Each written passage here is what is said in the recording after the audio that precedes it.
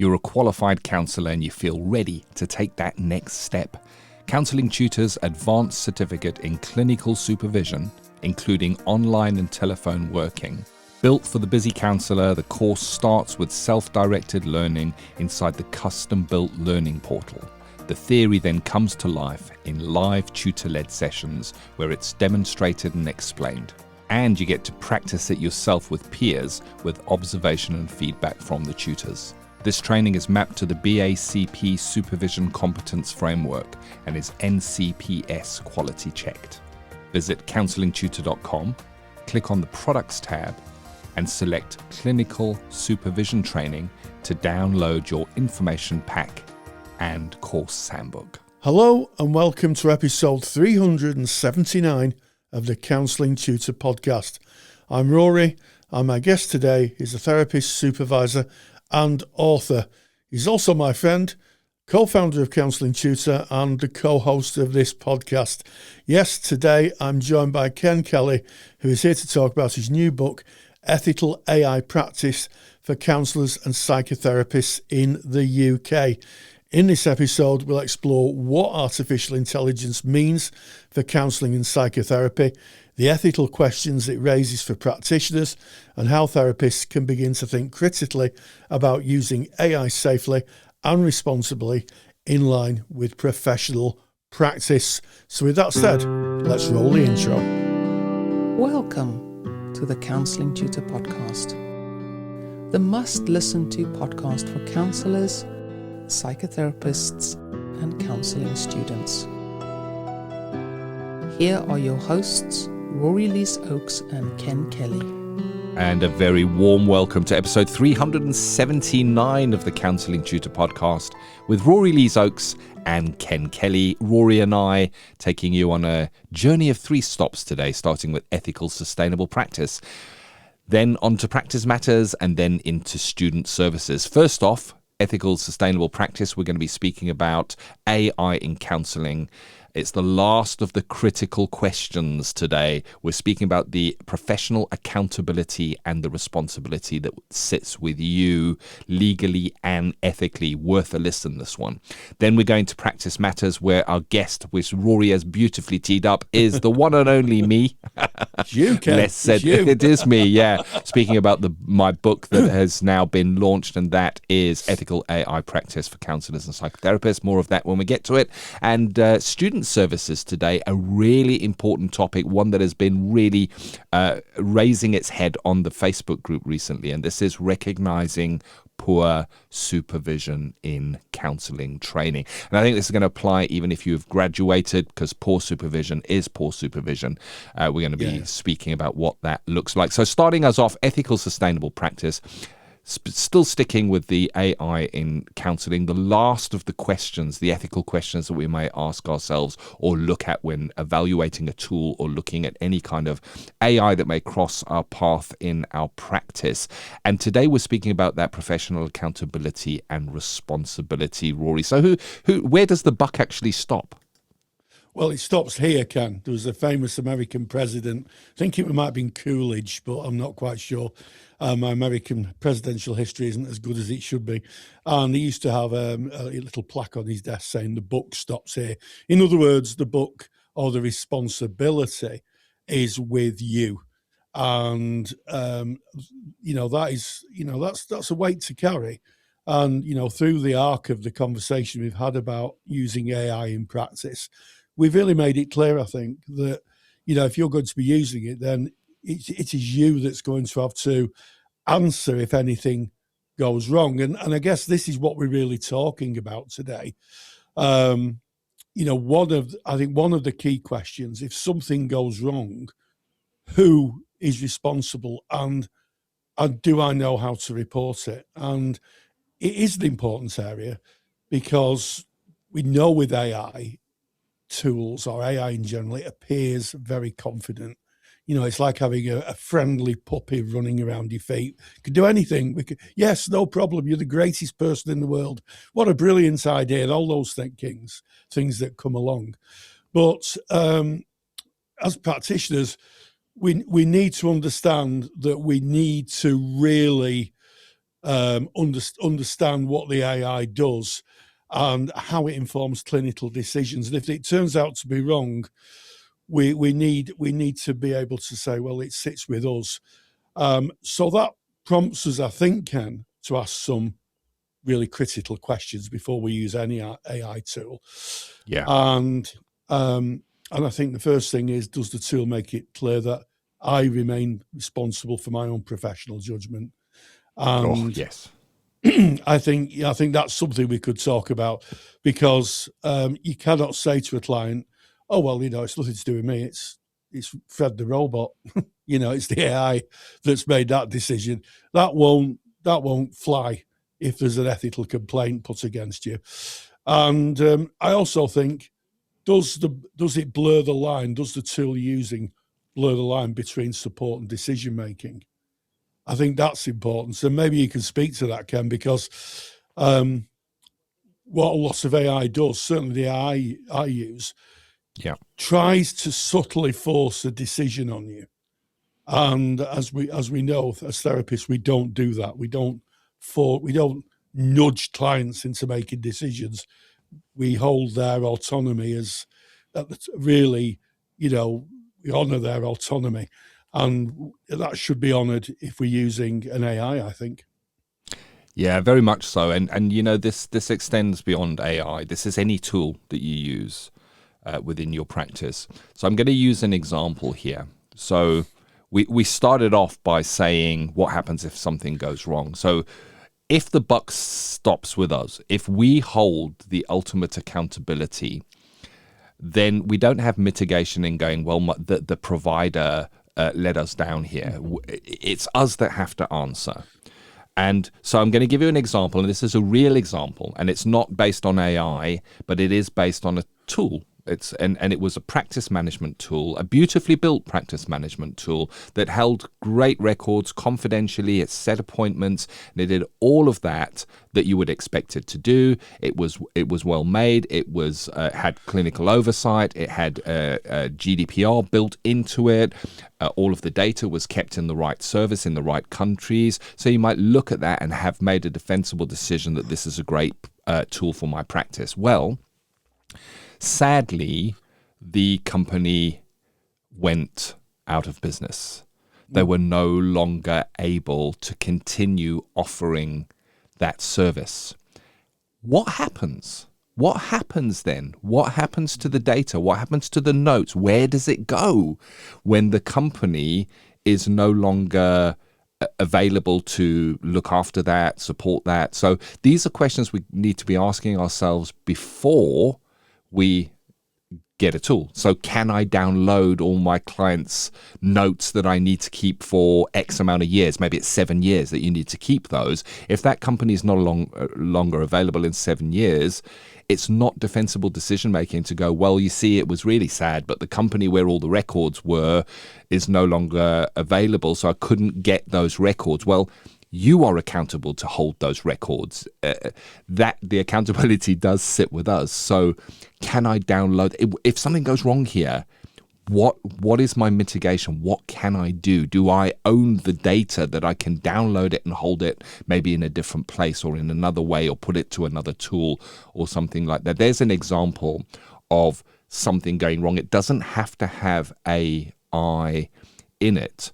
It's just how we hold the data and how we are accountable for that. And you mentioned, Rory, about the accountability sitting with us, and there have been complaints levied around AI and ethical bodies here in the UK and around the world, and there's been court cases where somebody has felt that a tool used or AI used, or how their data was protected or not maybe protected as they hoped it might have been, or their confidentiality not held, has come out, and there's been a technical or a tool that has been in the middle of that. And at the end of the day, it's the practitioner, the counsellors that are held accountable to that. So we really need to be considering that at the point that we decide to implement a tool. I guess there's a good place in starting it, Rory. Yeah, absolutely. And And, I think I'll pick up on your observation of complaints. There was a article in the Guardian newspaper here in the UK of a client who was outwardly wrote as a client. I think they were a journalist, and they spoke to their therapist about the tool that the therapist was using. And this particular tool was some form of tablet where they were making notes that was AI driven. And they said to from recollection, if my memory serves me correctly, they said to the therapist, is that AI? And the therapist said, yes. Said, well, you never asked me if you could use AI to take down my personal details. And it was quite a big column, and it blew up quite a lot of controversy. So, this is in the mainstream now. This isn't something, our clients aren't naive about what's going on. A lot of them are very, very well informed, and the media is doing a great job of informing people. So it's really, really important that anything you use, you know exactly where that data's going, you know exactly how you can download it, get it back. And also check the terms of service. Now, terms of service tend to be these very long, leadly worded documents that you tick without looking at when you install an app.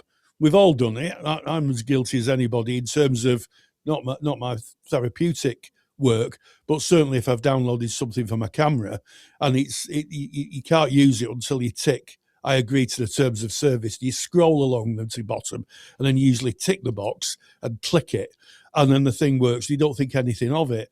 Well, that might be all right if you're using it for fun apps such as, maybe photography or sound recording or, whatever you're using it for. But when you're using it in a professional capacity, you really need to understand the liability of it. And also, I think, checking whether your professional insurance covers work where AI has been used to assist clinical thinking, record keeping, assessment, or decision making.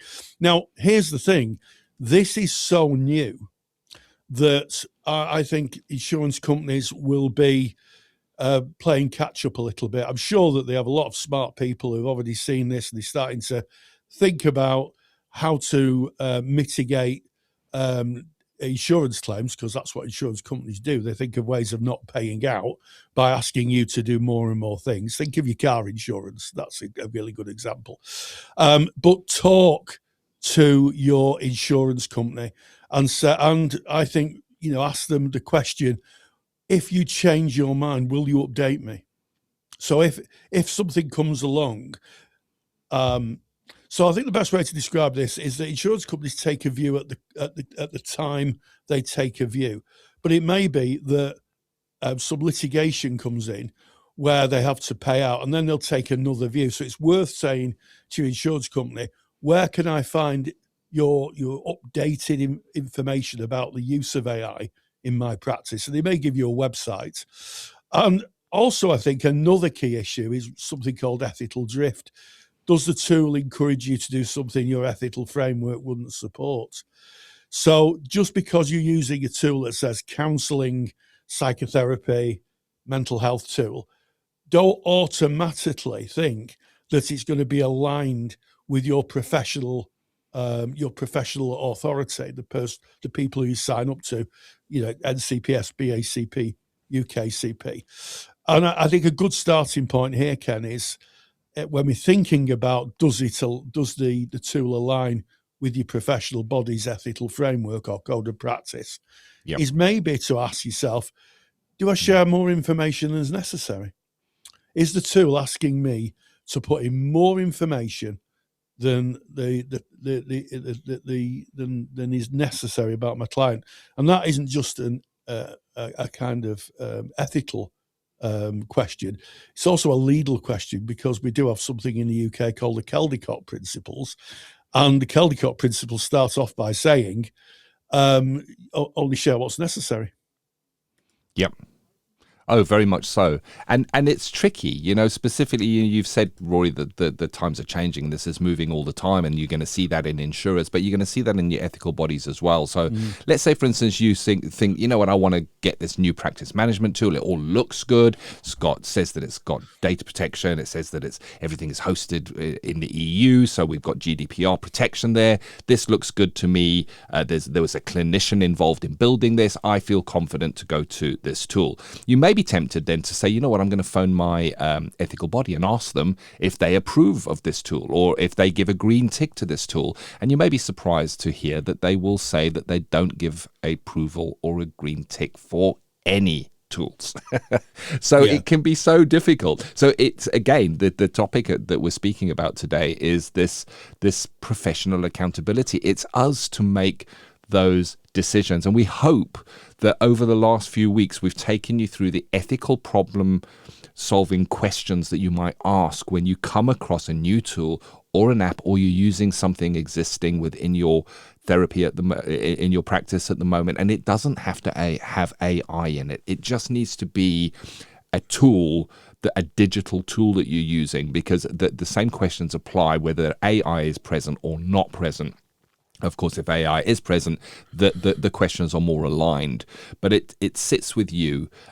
You're speaking there, Rory, about only giving information that is necessary, and it may be. And I'm going to give you an example here. Maybe you use an online note-taking application that is secure and holds the data securely, and it's based in the EU, so you've got the GDPR protection on that, and you've looked at all the ticks and balances.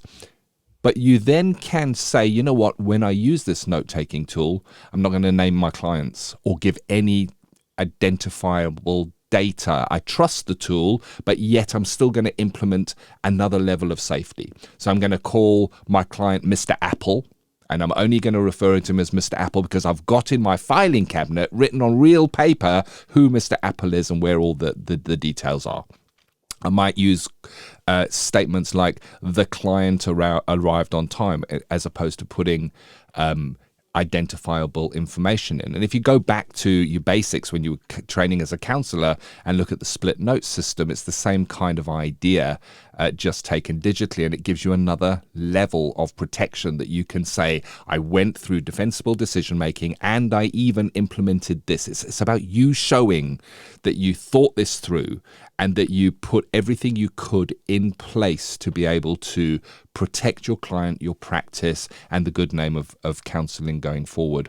And as we come to the end of the critical thinking questions we might ask, we're now at the point with how we record this. And I've got my book in my hand, Rory. I'm going to refer to this because I've got the form book, in the book. So it's about documenting your evaluation, building a defensible record. It's what do you need? What are the domains that you need to be looking at, or at least writing? Because you'd want a document with a date on that you went through this process. So you'd want the tool name and the version that you were looking at or considering, the date that you did the evaluation, and then you'd go through the 10 questions that we've covered over the previous week, the critical thinking matrix, and then what category is this tool? You go back a few episodes, you're going to remember we spoke about there's 3 different categories of tools. There's DMHT, digital mental health tools. There's just off-the-shelf LLMs. Then there's the murky area where it might just be a marketed tool that says it's great. So which of those categories is it? You're going to document which category that falls into. What is the intended use in your practice? How do you intend to use this tool within your practice, and you're documenting this? And then what have you considered? What are the domains that you have considered of how you're going to be using this tool, and what research you've done on it, and what were your key findings from that? So you may have used the ethical tool checker that is available as a free download from my book, and use that to evaluate a tool. You're going to get information back. You're going to put that into your key findings and your reasoning. And then you've got a decision. Accept, reject, or adopt with conditions.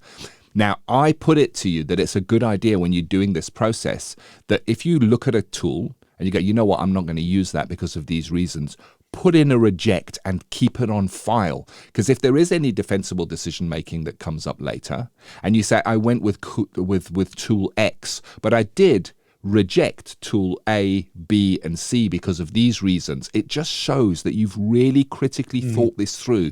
You've got documentation that proves you care enough to really look at this. And then conditions or limitations if applicable. So this is, I'm going to use this tool, however, I'm going to adopt it with conditions. And I've given you an example of that already. I'm going to use this note-taking tool, but I'm not going to ever say the client's name. I'm going to call them Mr. Apple, for example. And I'm going to use generalizations like the client arrived on time, the client blah, blah, blah. So I'm not going to say their name or any identifying information so that I can understand it when I look at the notes. If I gave them to the client, they would understand it. If they were called for by law, I could link them up to the client's data and present that as is my duty. But if there was any compromisation of the tool or the data, it would be worthless to anybody looking at it. And then review date. When am I going to look at this again? Because as you just said, Rory, things are changing all the time. So what we can't do is say, well, I'm going to look at that today, and then in 5 years' time, everything's going to be the same, because it's not. How often do I get in my inbox, we've updated our terms and conditions of a tool or an app that I'm using?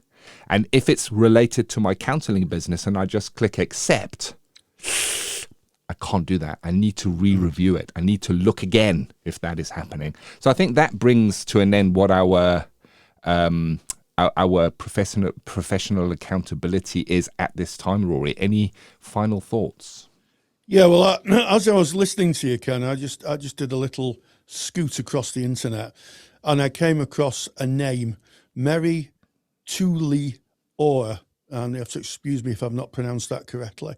A name that probably very few people have heard, but she was the victim of a data breach at a therapy centre in Finland. The therapy centre was called Vastamo, and it was hacked. And she received, can you imagine this? She received in her email from a hacker her counselling notes. And they, according to this article, which is on the BBC website, they are still on the internet for everybody to see now. And she was very brave. She's come forward and she gave a story.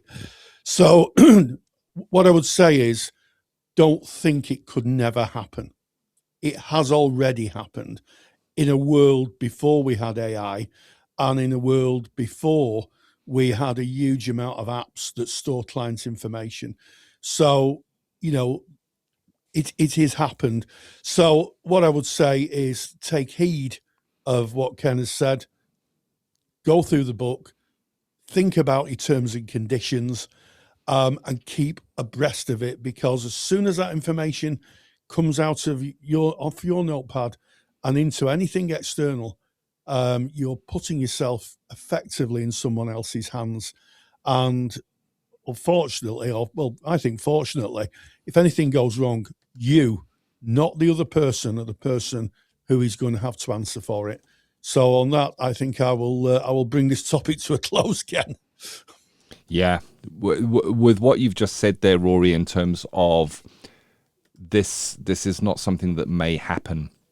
I'm going to give you some names. If you're listening in the UK, here's some names for you: Marks and Spencer's, Co-op, Harrods, Jaguar Land Rover.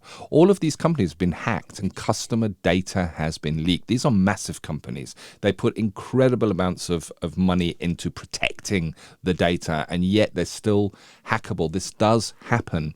And we're not saying that by going through these defensible decision-making processes and working to this evaluation matrix, that you're going to stop anything bad happening. We can't. You know, a hacker will be a hacker.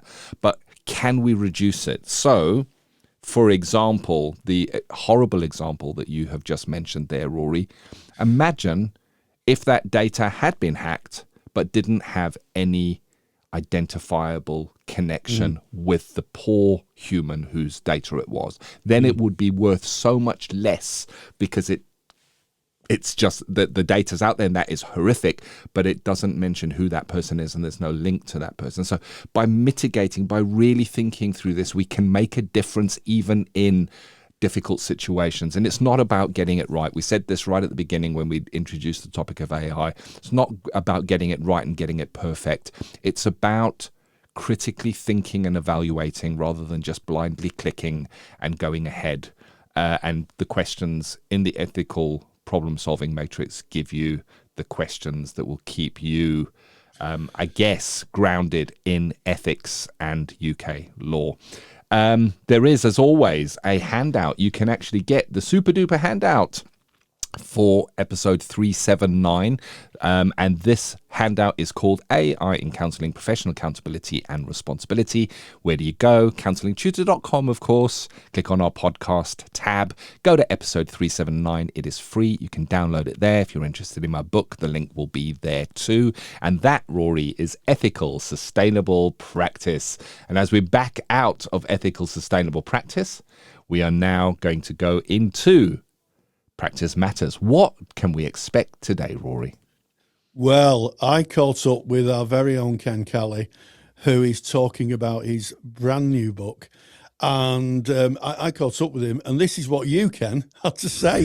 If you're a counsellor in private practice and you need a website, or you've got one that could do with an upgrade, WebHealer are offering Counselling Tutor Podcast listeners £100 off the cost of a website design and build.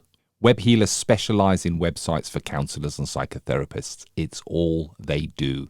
Their team provide a completely non-technical, done-for-you solution so that you can focus on your time with your clients. They've been doing this for over 20 years and are a trusted name amongst counsellors when it comes to getting your practice online.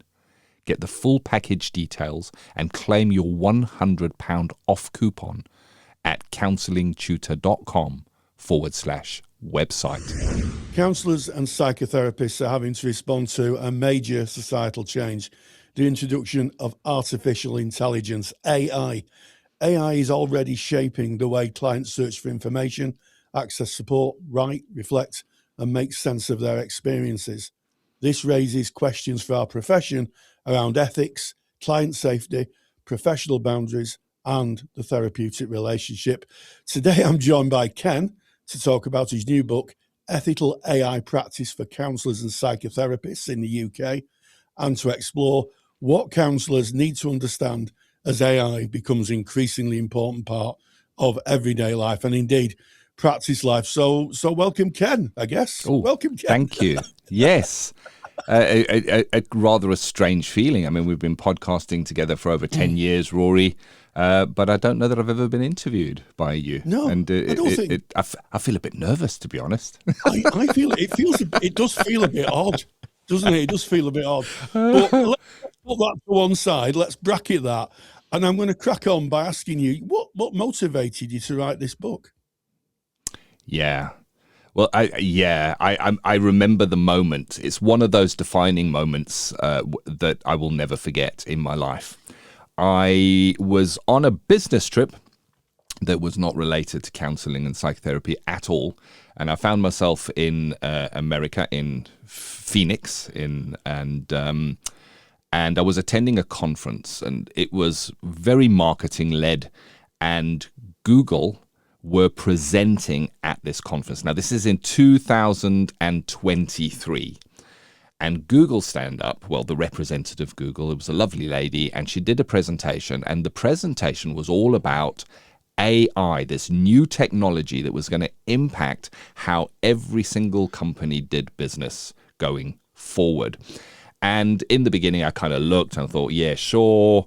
But as the presentation went on, she was delving deeper and deeper, showing evidence, showing statistics, showing what was coming out of testing. And I had an ontological shock, Rory. I actually realized this really is going to impact every single person and every single business in some way. And I saw it like a tsunami coming. And for the rest of the conference, I couldn't concentrate on the conference I was at. My mind immediately went to, how is this going to affect counselling? What does this mean? Will counsellors still have a place in this world? What does the future look like? So a defining moment, and it hasn't worn off yet, because since coming back from Phoenix, Arizona in 2023, as you know, Rory, I've kind of focused all of my attention, all of my CPD onto learning AI to fully understand it, because I recognized there were two ways I could go. I could close my eyes and go, this is never going to come. It's not going to hit us as counselors. We're going to be fine. Or I can really deep dive and learn what it's all about. And that's what I did. And the book is a result of that. So I really started writing the book back in 2023, or at least putting the framework together, Rory.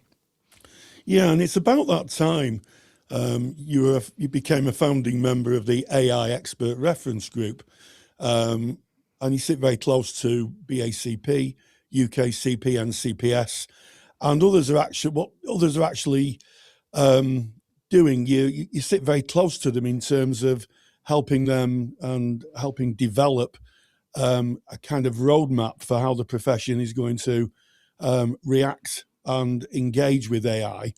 Help us understand what's going on behind the scenes, and crucially, what your book offers practitioners while they wait for formal guidance to sort of develop and evolve. Yes. So, as you very well know, Rory, because you also sit on the I do. AI ERG, as we call it, the Artificial Intelligence Expert Reference Group in Counselling and Psychotherapy. And it was as a result of that ontological shock, that moment of realization. I knew that this was an important conversation to be had. I knew that I couldn't have this conversation myself. I sat down with you, Rory. I remember having the discussion with you, and we decided to send out letters and invite in the ethical bodies. It was very well received, and we had great attendance at that very, very first meeting. And we've now been meeting for many years now on a regular basis. And it's representatives of the ethical bodies, training organizations in across the United Kingdom, including COSCA is there from Scotland. And we've got new members joining all the time, Human Givens, BACP, NCPS, UKCP. The people that you would hope would be there and thinking about this are there and are thinking about this really important topic. So you ask what goes on behind the scenes. Well, we discuss what's new. We look across the world, and the name of the group is Expert Reference Group, and I think that pays homage to, if a new development is going to be in children and working with young people, you'll bring together experts in that field to discuss it. Now, I want to say none of us in the Expert Reference Group are experts in AI. So it's named after what it's traditionally named after, Expert Reference Group. Not that we are experts in AI, but we are certainly counsellors who care and know that this conversation needs to be had. So it's a place of curation. It's a place where we share information or research, including research done by our ethical bodies. So Meg Moss, who represents NCPS, might put out a poll to their audience to find out where the audience is, their membership base is regarding artificial intelligence, and see what that looks like. And then that information is shared so that we can all grow from one curated set of information. We look across the world, what's happening in other countries, and we look across sectors as well, because counselling and psychotherapy, there's not a lot of information that has been put out, not a lot of guidance that has been put out. We can maybe get later into the discussion of why that is so. But if we look, say, for instance, to social work kind of emulates what we do in terms of they hold confidentiality and it's person-to-person meetings. So we look to other sectors to see what we can learn, what their best practice guides are. We bring those together. And the hope is that this will inform what the ethical guidelines look like as we go forward, what the recommendations are from the ethical bodies. But it's still early days. It's not easy to do. You know, if an organization like an ethical body puts together an ethical framework, it takes a very long time. And they have to be really careful. They can't put out a ethical guidelines on something and then 2 weeks later say, well, that's been updated now because a new technology has come along and we need to change that again. It needs to stand the test of time. So it's right that it is done carefully, but it leaves a vacuum, Rory, and the vacuum that is left is that of the practitioner going, but what do I do then? If there aren't any ethical guidelines, if there isn't a framework I can follow, and I say that with a caveat that all of the ethical bodies are doing incredible work. They are putting out information. They are putting out research. They are looking at this topic. So it's not that they're standing idle at all, but it's not committed to an ethical framework as of yet. It's in process, but not as of yet. So practitioners are asking the question, what do I do in the meantime? Because it's not like AI is not showing up. It's showing up in practice. Maybe a client comes in, says, I used AI in between our sessions. How do we react to that? What is ethically the best practice? So the book is the research that I've done in collaboration with the expert reference group, with the resources that were available. And it's hopefully puts together a clear, grounded way to navigate AI as a counsellor and a psychotherapist under our UK laws and guidelines. And I'm going to put in another caveat. It will be useful for those that are not in the UK, but you would need to then apply your own ethical body guidelines and the laws of your country. Here, it's UK GDPR. We know who our ethical bodies are, so that's what it's mapped to. And the book bases all of the critical thinking on the professional judgment that we use every day as counsellors and psychotherapists. So it's not about learning the technology, it's learning to apply the critical thinking we use anyway as counsellors and psychotherapy therapists to make defensible decision-making, to navigate this new technological world, protect our practice, protect our clients, protect confidentiality, protect what's sacred, and keep counselling at the heart, person to person, because that's what it's always been. And it's my hope that that's what it will always be, Rory. Yes, Ken, I would agree that, in our time in the expert reference group, one of the observations I would make is that the perceived lack of action that maybe some practitioners are talking about, where's the guidance, what's happening? I think that's kind of hindered a little bit by the speed of AI and its incredible development cycle. Every week we're seeing more and more AI come out doing lots of different things. And we know from our Facebook group that counsellors and psychotherapists across the UK are asking, where's the guidance, where's the code of ethics?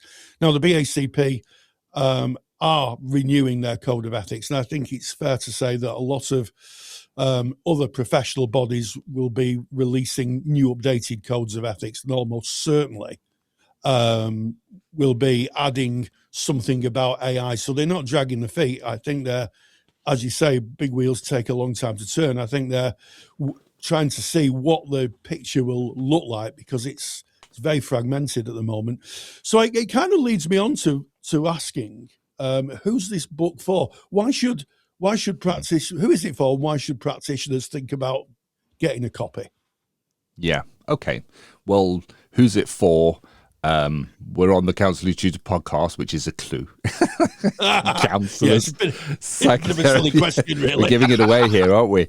I don't think it is a silly question. I think it's a good question. It's for counsellors, psychotherapists, or those in the helping profession. So I'm going to extend it slightly, where the relationship is important and sits at the heart of what you do. So you don't have to be a qualified counsellor to get value from this book. I think it's also for students, because it's going to give you some direction on thinking of your direction and your way of going forward. And as I've previously mentioned, it's very specifically around UK law and ethical guidance within our UK and our ethical bodies here in the United Kingdom. Now, that doesn't mean it's not useful outside of the UK. Of course it's useful, because critical thinking remains critical thinking no matter what country you're in, no matter what language you're speaking, no matter which modality you are practicing. However, it's really useful having it mapped to things like UK GDPR, the Information Commissioner's Office, the ICO, the ethical frameworks and what they are saying. And of course, if you're outside of the UK, it's applicable, but just map it to your own laws and your own ethical guidance. And I think it's what are you going to get from it then? If I'm a counsellor, I'm a psychotherapist, why am I going to read this book? Well, first of all, I think I need to take a step back and say, this is not a book that says AI is good, AI is bad, you should be using AI, you shouldn't be using AI. I try to keep it as neutral as possible. It's not a book selling the idea of you as a counsellor using AI in your practice. That's not the book's use at all. The truth is, AI is already part of this conversation. So here in the UK, if you look to our government mandates, there is a massive mandate right now that is actively in process to invest very heavily in AI data centers. I heard just recently that more money is spent on AI data centers than is spent on office buildings now, which just shows, office buildings house humans, AI data centers house algorithms and process information. It's an interesting time that we're going through at the moment. We can't afford to close our eyes, our ears, and our mouth. I'm thinking of the wise monkeys now and say, not going to see AI, not going to listen to about AI, I'm not going to speak about AI. I'm not going to use AI as a counsellor. That's fine. You can say that. You can say, I'm never going to use AI as a counsellor, but it doesn't mean it's not going to impact you, and it doesn't mean it's not going to come into your practice. And chances are, and this might be scary, it may already be in your practice, be unseen in your practice. So the book speaks about the different kinds of AI, what they look like, how they weave themselves in, because not all AI has got a big badge on the front saying, hey, this is AI, this is a chat GPT type model. It doesn't work like that. It can be in your phone, it can be in an app that you download, it can be in your mail, and being able to understand it, see it, know that it's there is important. Our clients are using AI, and it's no wonder. It's shows itself as being pretty good. I mean, we speak about AI in our podcast often, Rory, in Ethical Sustainable Practice, where we deep dive into that. And it's no wonder that clients might turn to AI because it's there at 3:00 in the morning. There's little to no cost. It seems like it speaks to you and gives you great advice. That advice can be very useful. You can get advice from AI and go, you know what, that AI told me this. It's really, really useful. This is really good stuff here. So I'm not saying clients shouldn't use AI, but I think we need to think about how they use AI, what we say in therapy when a client comes in saying they're using AI, because they're bringing another person into our relationship. And maybe it's not seen as a person because it's not a person, it's an algorithm and a machine, but it is going to come in. I know that counsellors are already saying, I've had somebody, my clients are coming in and saying they've used AI. I know that supervisors, I've got supervisees coming in and saying, my supervisee says they've got clients that are using AI. What do we do? Where's the best practice? And it goes back to what we were saying, Rory. You go to your ethical, you go to your ethical body, you download the framework and you look, and it's not got any information on this. So it leaves you in this place of limbo. So that's who the book is for, and that's why it's written for. And what it does, the book gives you a structured method for ethical evaluation. So it's not going to teach you how to work AI. It's going to teach you how to spot it, understand it, know what it is, more importantly, know what it isn't, and be able to navigate that. It's going to speak to you about revisiting your contract and maybe mentioning AI within your contract and giving you some critical thinking about what you might say in that. So your therapeutic contract needs to have AI in going forward. And I would not be surprised, and I know the talk in the AI ERG is that it probably will go this way, that the ethical bodies will start requiring that. And then there's real practice scenarios. What are you likely to see? What does that look like? How do those conversations come up? And then defensible decision making. So what happens if you're working for an agency and the agency come along and say, hey, we've got this great new tool, we're all going to use it, it's going to make it much easier for us, going to triage our clients for us, it's going to save you time, it's going to help you with your notes, it's going to help you with the storage. Well, you know, as we've said often on the podcast, Rory, your practice is your practice. You and the client, the door's shut, the agency's not in there with you. They provide that space, but it's your practice. And we need to make defensible decisions in our practice. And sometimes that just means, you know, making sure that we are happy with the tool that we're being asked to use. But to be happy with the tool that we're being asked to use, we've got to know what to look for. So it will guide you through how to evaluate a tool, any tool, without having to learn any of the technical side of it. So it's the same critical thinking that we apply in counselling and psychotherapy all the time, Rory. You know, ethical problem solving is a set of stages or questions that we might ask, and the presentation from the clients can be infinite. We don't train and learn, well, when a client says this, then you do this. And if they say this, then you say this. We don't learn that way. We learn when there's a presentation, think like this, ask yourself these questions. And it's the same kind of thinking. So I hope that means that the book will be future-proofed.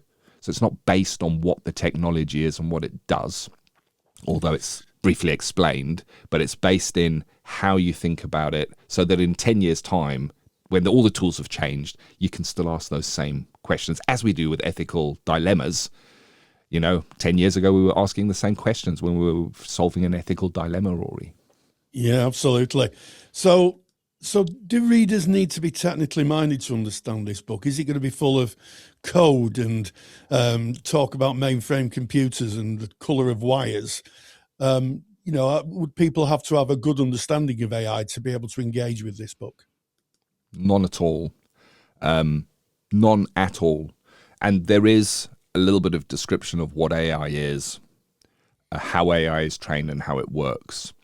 But it's put in the true counselling tutor tradition, Rory, that we've been practicing for the last 10 years of in plain English.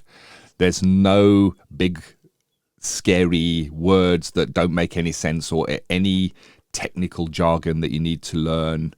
And I think that's important, because that's not what this is about. It's, as I said, you know, it's just applying the skills we already have in a new way. You're not learning a new technology. You already know how to work ethically. It's just applying it to a different area of our practice that is, I guess, going to get bigger and bigger as time goes on, as AI grows, as we are asked to use tools. And, you know, when I first thought of this, when I first, this came up back in 2023, I was trying to project forward what this might look like. And I was thinking, well, you know, they're not going to introduce tools that we use as counsellors because we've got data protection, there's so much nuance in that. But lo and behold, there are tools right now that are being trialled, and they're coming to the end of those trials as well now in the NHS, and they've got data on these tools, and they're actually doing really, really well. And they've got AI that powering those.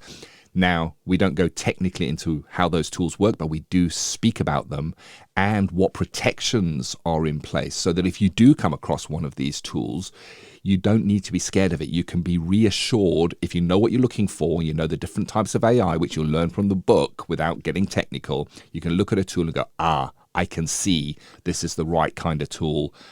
I'll be able to use this, and I know that my clients are protected, I'm protected, and that the good name of counselling will be carried forward. It's not trying to take my job.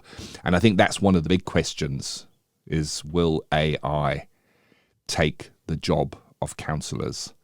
Interestingly, Rory, Geoffrey Hinton, who is the godfather of AI, was asked that question, and he answered with one word. He said, "Yes." I don't believe we will. That is in an interview, and I'm taking it slightly out of context. I think that the we as humans are going to sit at the heart of our practice, and I think it's the wrong question. I don't think AI will take the work of counsellors. I think it's going to augment the work of counsellors. It's going to be involved on the periphery, might be involved in setting appointments, in triaging, in certain areas of care planning, in data collection, the right kind of data that is used to kind of measure progress of clients and what is effective and all that kind of stuff. So, yeah, there's a little bit of an insight into that, Rory. Yes, and I would concur with you. I don't think it's going to take therapist jobs, but I think it'll augment the work we do. Now, you touched on earlier on about ethical standards, but specifically, what UK ethical standards does the book address? It's it's basically looking at the frameworks of our ethical bodies. It's looking at our data protection laws here in the United Kingdom. So I've mentioned already, it's specifically written for the United Kingdom. Data protection is really important for us all. You know, we work as counsellors, we talk about confidentiality, and the data protection laws are different in different countries.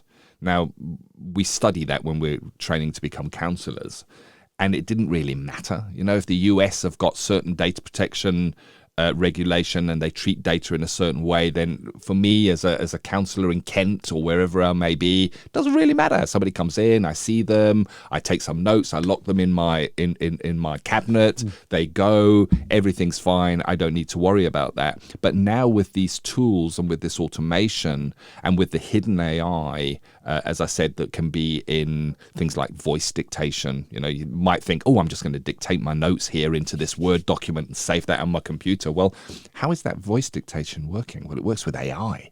And what does it do with that voice? Where does it go? Because that's the customers, our clients' data that's in there.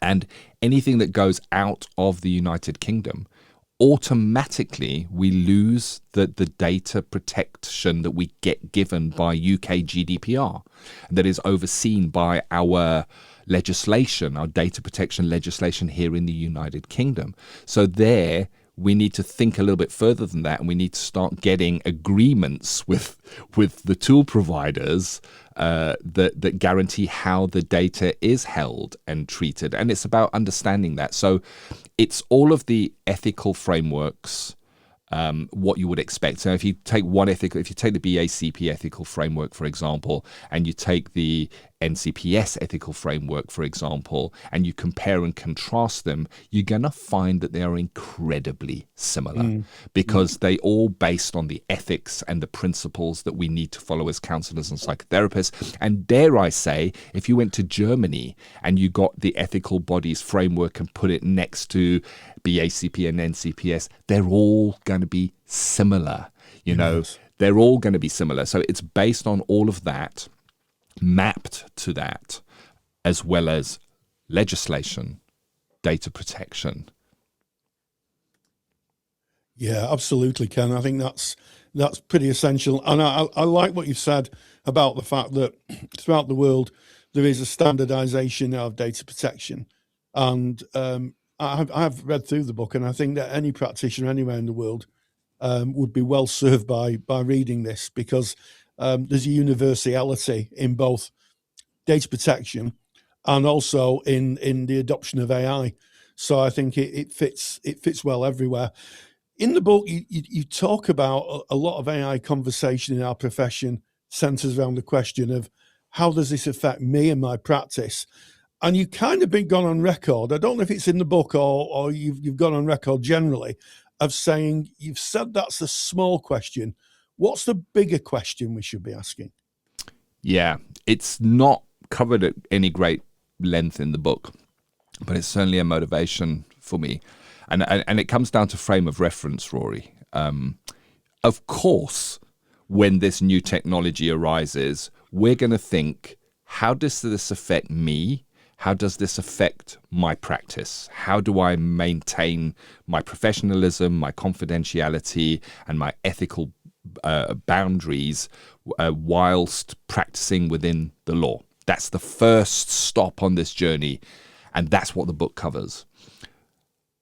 But it is my hope that once a practitioner has that understanding, that set of skills, and that's all it is, it's a set of skills, and it's skills I'm going to tell you now that you already have, just slightly adapted. So don't even learn anything new, just how to adapt it.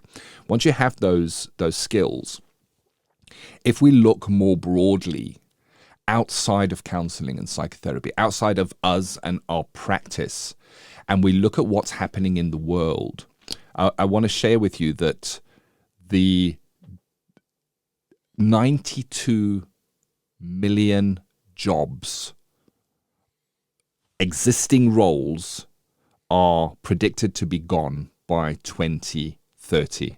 This is the World Economic Forum. Their job is to know what's going on and to research this stuff. Now, I don't even know what 92 million looks like. The number, it just boggles my brain. It really, really does. But that is incredible displacement. And with that displacement, it's not like you lose your job and then you go, you know what, I'm going to get another job now. And then you go to the recruiting agent and say, well, I've lost my job, I need a new job. Because very often it wipes out sectors. And if you look at the news, you're going to see this happening. It's been happening. It's happening more and more. It's speeding up. So entire sectors are being absolutely wiped by automation and AI. And when I saw this, I started reading and researching of times this has happened in the past. So the Industrial Revolution will be an example of this. When we kind of hear an example in the UK, when we decided, you know what, we're going to outsource our manufacture, where we're going to start buying steel from other countries rather than having our own steel mills, where we're going to stop coal mining, all of that, and looking at what those impacts were, because that was people's entire sector being wiped out. And what happens is more than a job loss. It's an identity loss. It's who you are as a person. It's everything you've trained for and put your sweat and your tears into to becoming for decades. And the impact is severe. The impact leads to incredible pain and suffering and depression. And this is the tsunami that is coming our way. And this is why I'm pretty confident that counsellors and psychotherapists are going to not just stay around, but I think there's going to be more of a need. As this disruption hits, there's going to be so much suffering and pain, so many lost people. And that's what we do. We're there for those in pain, suffering, lost. We hold them. And it is my hope that if we can look behind how AI is going to impact me and my practice, and we can learn enough about it to be able to hold a conversation about it, that we can be better prepared to be there for that tsunami that I really believe is coming. And the World Health Federation says it's coming too. And the news shows that it's coming pretty much on a weekly basis. I'm seeing massive layoffs within companies and sectors being wiped out, Rory. Yeah, it's a sobering vision of the future, Ken, and one which I'm afraid is going to be coming. Just to go back to the book after that kind of sobering summary, when I had a look in the book, there are companion resources. What are they? Yeah. So the book is pretty robust and thick, and there were some bits that I wanted to include in the book, but it would have just made it incredibly long. So I separated them out and made them resources. Also, resources that may update. So the central theme of the book is something called a critical thinking matrix, and it's a set of questions that you can apply when looking at a new technology, when looking at AI, when considering maybe an AI tool in your own practice, if that's what you choose to do.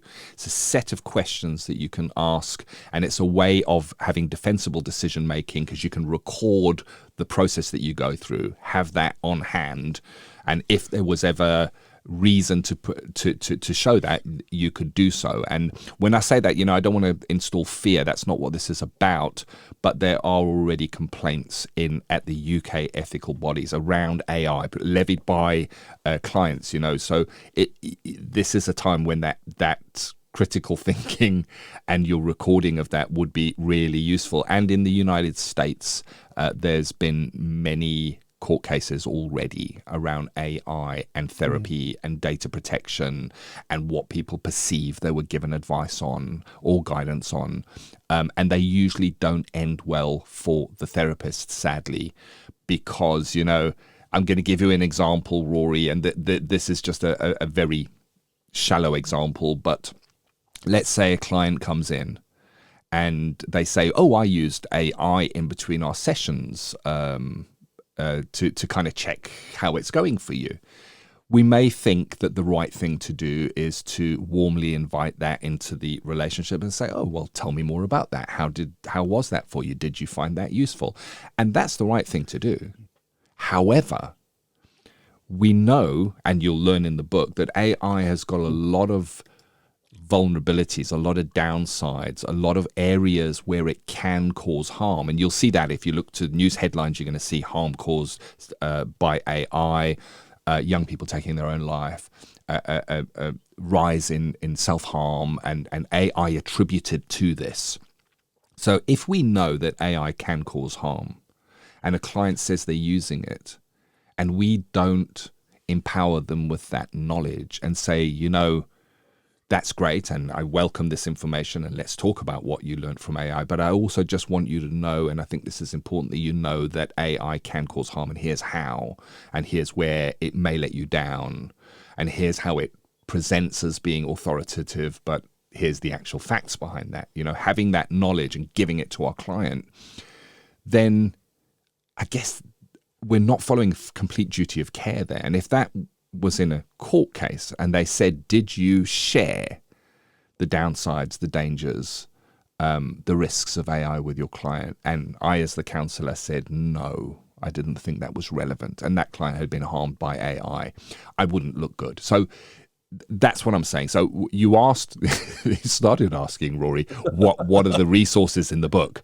So there are certain resources that, such as the critical thinking matrix, where you're doing that defensible decision making, that may change as we go forward. So a new law may come into effect. So what I've done is I've made it a separate part. It's in the book and it covers the main areas, but there's a downloadable version of the entire critical thinking matrix, which changes as regulation changes. There's an example of a therapeutic contract. So it's like a template that you can use, and it's a downloadable template that you would then not use. You wouldn't say, this is now my therapeutic contract. You would use it as a template to explore how you might do your own therapeutic template. There's a guide on creating an AI policy for your practice.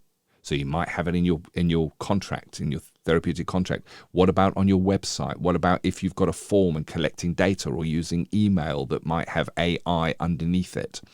And then I use examples of prompts that might be useful in things like developing the paperwork that you use within your practice, such as an AI policy, and how you might build those using, if you wished to, AI. And I've put the prompts in there. So it's delving a little bit deeper. And then the one thing that I think is really valuable, which I couldn't put in the book, is an AI tool checker. So part of the ethical decision making when we're looking at these tools is understanding their privacy policy and the way they protect data and where that data is stored. And I don't know about you, Rory, but whenever I look at these terms and conditions and privacy policies on sites for, let's say, I'm going to use an example, let's say Zoom, yeah, because we're meeting on Zoom. So let's say Zoom. it's pages and pages and pages and pages long, and I can't read all that and keep it in my head or understand it. It's all written in legalese. So I've made a tool called the Ethical AI Tool Checker. It's free to use, as are all the resources. They're all free. They come with the book. And you can basically take the URL of the tool or the application that you're looking at using. You put it in this Ethical Tool Checker. It uses AI, and it goes and reads all those documents for you and comes back and tells you, based on UK GDPR, the ethical bodies frameworks, the ICO, the data protection laws within the United Kingdom, what you should be looking at, where you should be asking questions, whether there are any flags. So it gives you basically a tool that you can use, which I couldn't put in the book because it's a digital tool that lives online, although it's free to use. So that's kind of an example of what you will get from the download. And there's also a workbook that you download. And the workbook gives you an opportunity to put your own reflections and thoughts in.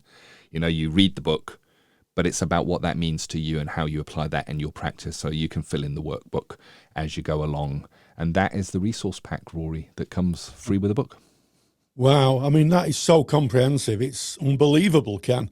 There's so much more, than the book itself. Incredible. Just a quick couple of questions before we wind this up.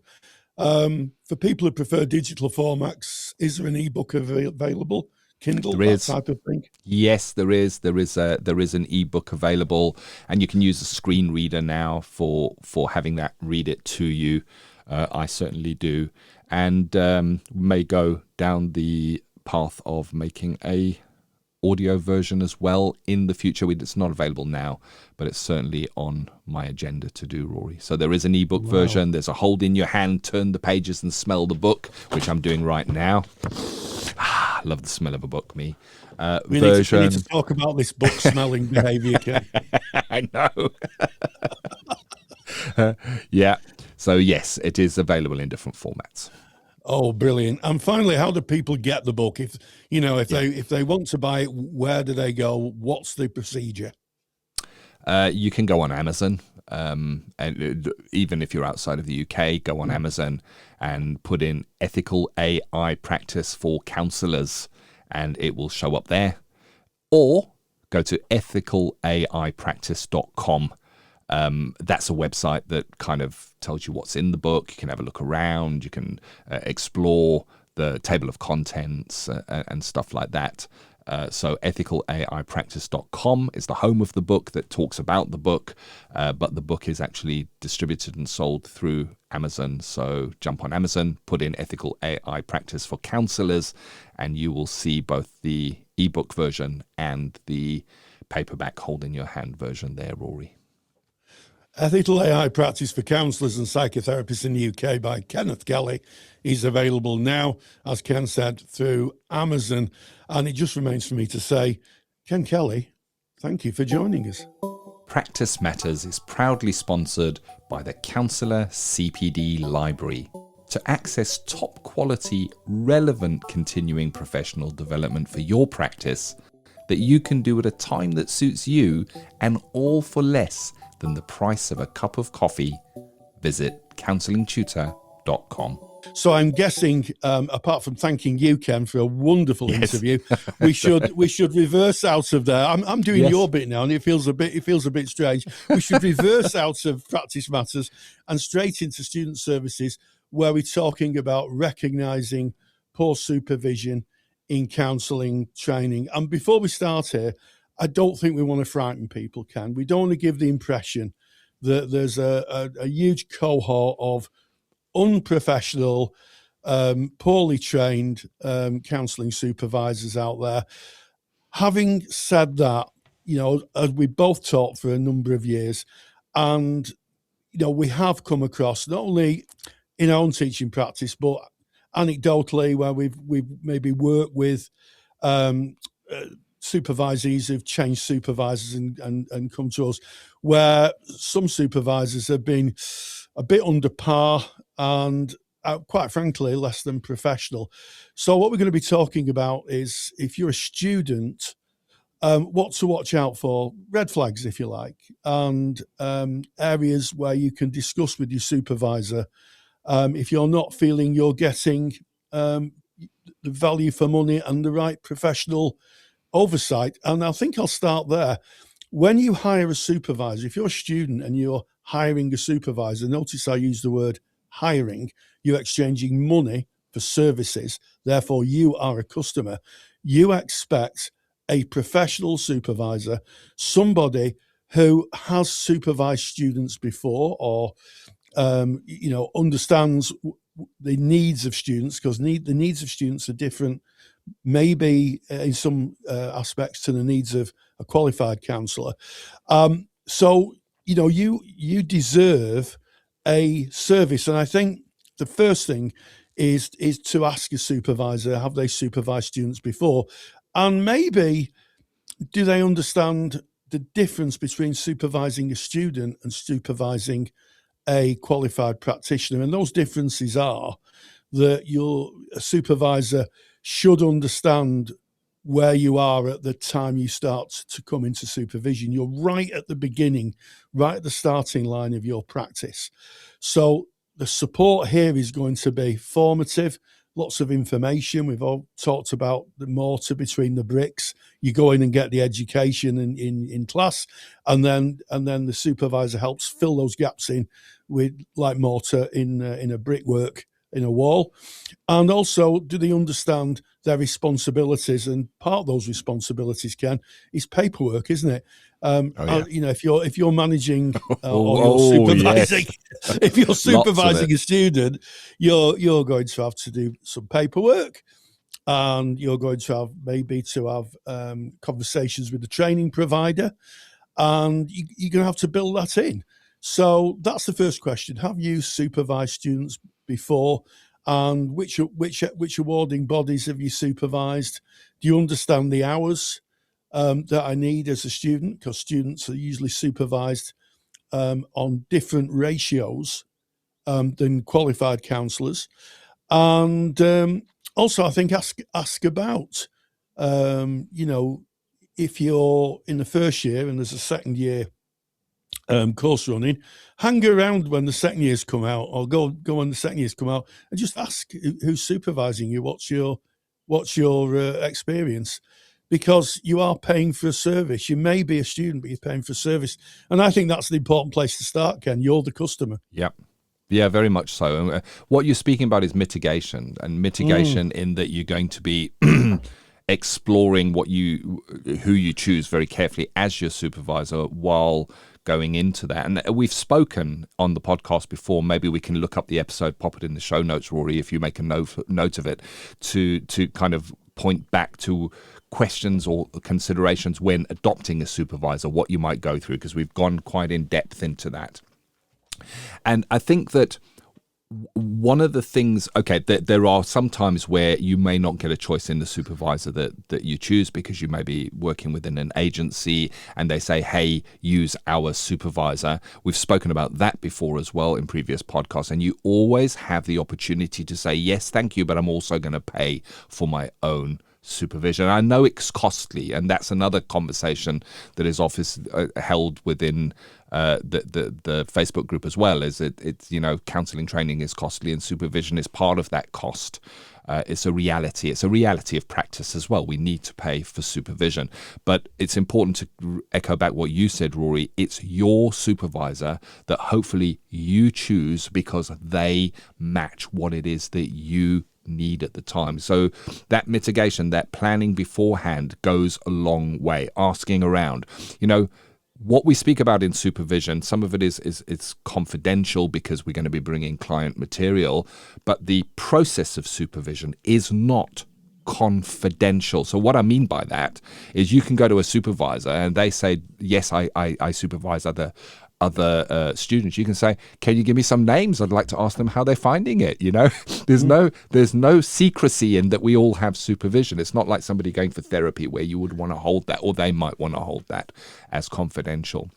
So I think that there's a bit of mitigation of what to look for, but there's the next step that I want to go on here is, what does poor supervision look like? And it can be unseen when you go into placement. Why? Because, you may have learned a little bit about what supervision is and how to get the most out of supervision. But when you're going into supervision for the first time, you don't know really. You go in, you take your stuff, and if that's your first experience, you have nothing to compare it with, you're going to go, well, this must be what supervision is. So how do we know if it's poor? So we're going to get onto that in a moment. So the first thing I want to say is what is not poor supervision is if you disagree with your supervisor. You go, oh, I disagree with that, so therefore this is not the right supervision. You're going to disagree with your supervisor. It's your supervisor's job to challenge you on things, and sometimes that's uncomfortable, and we go through, oh, that's not nice to come out feeling like this as I come out of supervision, but that is sometimes purposeful if it's done correctly and you're held well within that. And I want to share one of the areas where I first noticed what supervision was and how it looked in others' journeys, and that was during training. It was during my own training, and what I recognized was in professional discussion. And if you have that in your course, this is a really good place to grow. Professional discussion is when you're on placement and you say, I have a client, you're not bringing much information about that client, but I took it to supervision. And it's there that you start having different comparisons of how people are describing how they use supervision. Pay attention. Are you getting what they're getting? And definitely when we were teaching, Rory, you would maybe have an individual that in that professional discussion might say, I'm not getting that kind of level of support from my supervisor. I wonder if they're the right person for me. And it's there by comparing and having peers to discuss with that we might see where something might be lacking in supervision. What else can we look out for, Rory? What's a sign of a poorer supervision relationship? Maybe a cup of tea and a scone? Well, I mean, I like a cup of tea and a scone. So if there was a supervisor offering that, I might be tempted. I might even pay more for that service.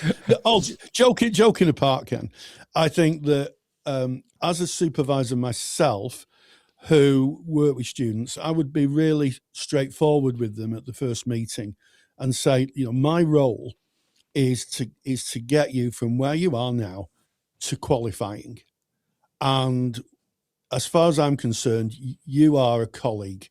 You're a little bit further down, down the road, if you like. I'm a little bit further down the road from where you are, but we are colleagues. And I think that collegiate sort of sensibility is really important. It's not a case of, oh, here we go, wet behind the ears, student. Look how clever I am. So that's the first thing. I wouldn't want to be supervised by someone who was telling them how clever they were and how much more they knew and how lowly you were. And I'm sure a lot of people listening to this say, surely, Rory, this you're exaggerating. This can't happen. I know of people who have spoken to me about this, and so there should be a active. The supervisor should be active in trying where they can to redress the power imbalance, because of course you're going to be further on down the road as a supervisor, you're further on down the road. So that's the first thing, not treating people like children. That's the first thing. You're not children, they're colleagues who are starting off in their professional life. The other thing is being very clear, I think, on cost. If you're offering if a supervisor is offering a reduced cost for students, then that should be clear how long that will go on for. So it might be, with the cost of living at the moment as it is in the UK, I would think that some supervisors are saying, well, I can offer you this fee up until the next the next academic year. And when we get to the next academic year, it may be that I'll have to put my fees up, but I will tell you in advance. Whether you're a student or a qualified practitioner, you're going to know that one of the biggest challenges that we face is that we never get to see another counsellor using skills in a real session with a real client. That's why Counselling Tutor created the Counselling Skills Academy, where you can watch 6 full client sessions from contracting and risk assessment, right through to endings, demonstrated and evaluated by qualified therapists. Real sessions with a real client, not actors, not role plays. Visit CounsellingSkillsAcademy.com to watch a free session. CounsellingSkillsAcademy.com. I also think it's not about telling students what to do. So, we've had students who've come in and said, well, my supervisor says I have to do this and I have to do that. And that might be how they've interpreted it, to be fair. It's about saying to your supervisor, this is what you could do and this is what could happen.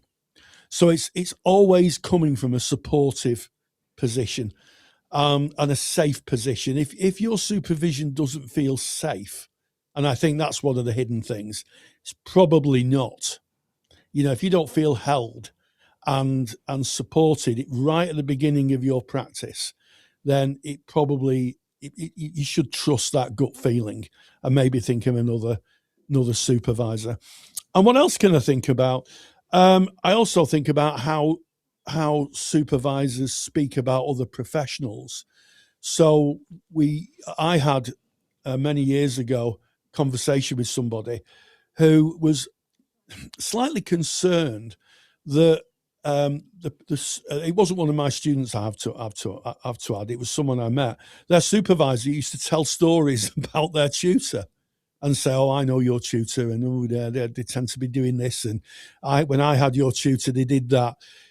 It's a professional engagement. So those are a few ideas. I mean, I'm sure you've got some things, but yeah, I would leave Ken with it has to be a professional, supportive, and clearly contracted environment. That's where I'll start from. Definitely. One of the things I'm mindful of is we have a clinical supervision training course. And as a student, you're many years away from even being able to access that. But what's really interesting is how many of the mature practitioners that join our supervision training course start learning about what supervision is, going, wow, oh my goodness, I'm going to reconsider my supervisor or what I get from supervision or how I take my stuff to supervision. So I think having an understanding of what supervision is, how it works, and what you should be getting out of it is a great starting point. Go to CounsellingTutor.com and put in a search on our site for supervision. There's quite a lot of information of what you should be getting from supervision, how you should be held, because having that information definitely gives you an advantage in being able to measure whether that supervision is meeting your needs. I echo what you've said, Rory. Your supervisor is not your tutor. So they're not there to tell you what the theory really means or what this actually did and to share their wisdom with you. They're there to supervise your placement practice and to do so patiently, kindly, warmly, holding you, challenging you where necessary, and reporting concerns where necessary. Those are all the roles of a supervisor. They're going to see you in the relationship. How are you managing, juggling the placement work, the training work, the assignment preparation? They're going to be looking at that, but it won't be therapy. So they're not your tutor and they're not your therapist. But they will be looking at those areas, making sure that what you're practicing in your placement reflects what you're studying and your modality. And I want to go to that as an area. You want your supervisor to understand your modality and how you practice it, because that's what you're writing your assignments on. It's specifically when you're training. That your supervisor needs to understand that and preferably work in the same modality in supervision. So at least hold you in the same modality. And this includes if you're doing online or telephone or remote working. So let's say, for instance, I do 20% of my placement hours are done online through my agency. They have and we do it online. Well, I want my supervisor to understand online working. If I say to my supervisor, what do you know about online? They say, well, I've never done it before, but I'm sure it's just the same as in the room, really, but you've got the person on a screen. Well, that would be a bit of a flag for me. You're not going to get the robust holding and the understanding of what differs on that kind of platform. So there's an area to look for, a poorer delivery of supervision. And then And I think this is a massive one. These are all external, what you can look for. But if you look internally, when you're going into supervision, how safe, and you've touched on this, Rory, how safe do I feel? Can I bring all of my clients? Can I bring the mistakes that I make? Dare I bring the whole of me and the whole of my practice into supervision? Because if there's any areas that you think, oh, I can't tell them that. Oh, imagine if I had to I'd be so embarrassed if I took that into supervision.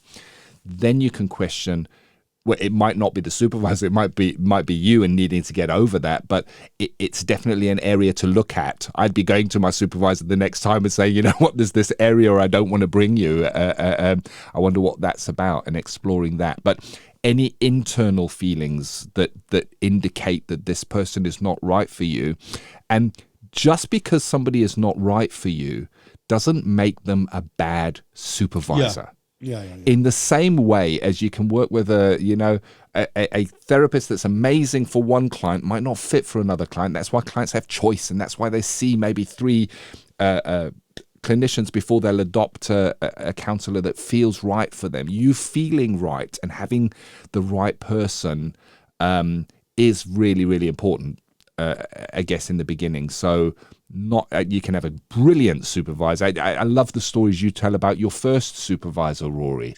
That was really amazing for you, but that might not have been an ideal fit for another student.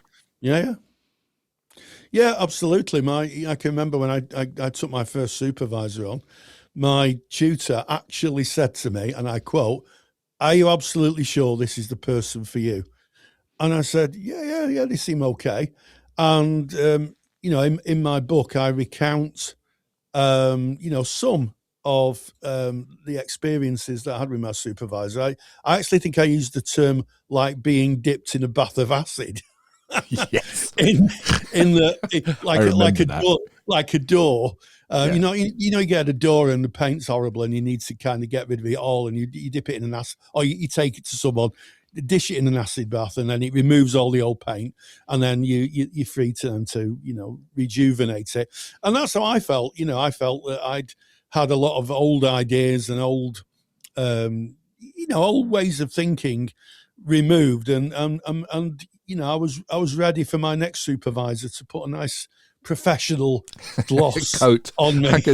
Painting metaphors here, but you needed that, Rory, and you valued it. I know we've spoken about it before, how much that was exactly what you needed at that time. It was the right supervisor for you in that run. It probably might not be the right supervisor for everybody, but for you it matched, and that's it. It's idiosyncratic, and it doesn't mean if that supervisor doesn't feel right to you that they're a bad supervisor. They're probably not. They're probably wonderful people really trying to do their job. And I want to circle back just before we leave this topic, Rory, or I get your last thoughts on it, to why I said coffee and a scone. Remember I said, what does poor supervision look like? Coffee and a scone.